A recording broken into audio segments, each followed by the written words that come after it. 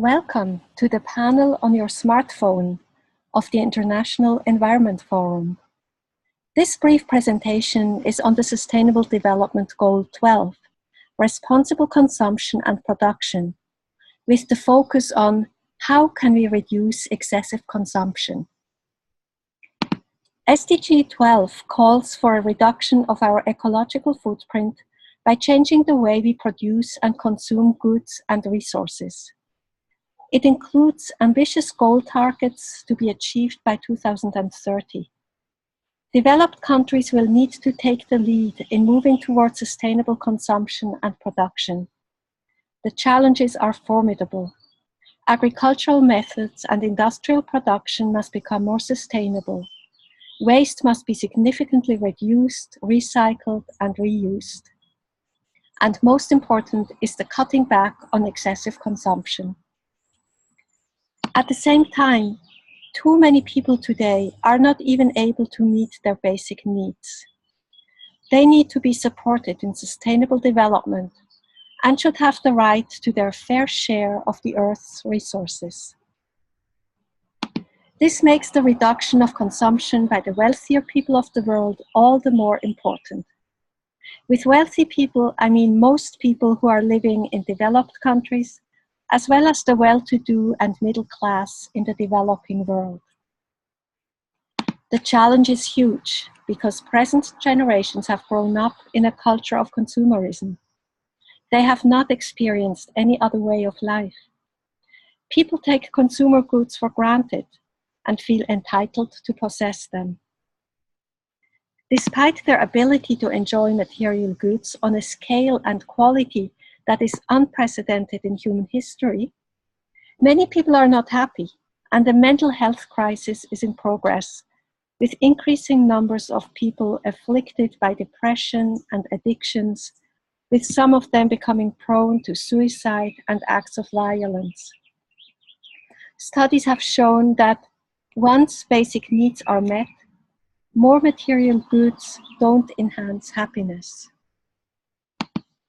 Materialism and consumerism do not fulfill the real needs of people and destroy the Earth's life support systems, endangering even human survival.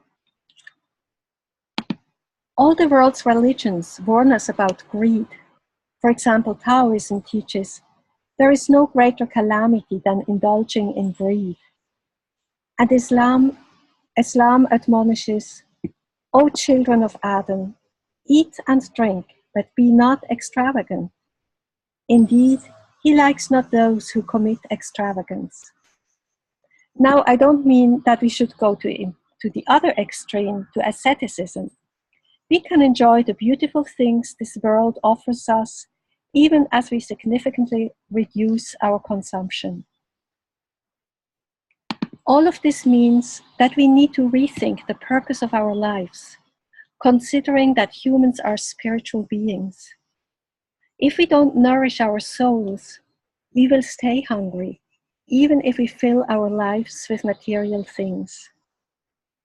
The Baha'i teachings say that the world is but a show, bearing the resemblance of reality. Set not your affections upon it. The world is like the vapor in a desert, which the thirsty dreams to be water and strives after it with all his might, until when he comes onto it, he finds it to be mere illusion.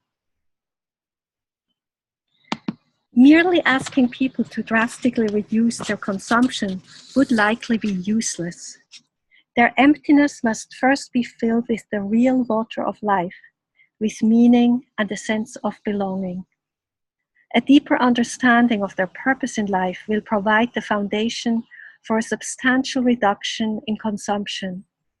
It will then no longer be needed, and people will be much more open to face the reality of the environmental crisis and to live a more simple life that is environmentally sustainable. The worship of the golden calf of materialism and of the myth of unlimited economic growth can be replaced with connecting ourselves to our spiritual essence and to our Creator. The word religion comes from the Latin word religare, reconnect, and we should not be hung up by its aberrations. The Torah teaches, "You shall love the Lord your God with all your heart and with all your soul and with all your might." And Jesus said, "Thou shalt love thy neighbor as thyself."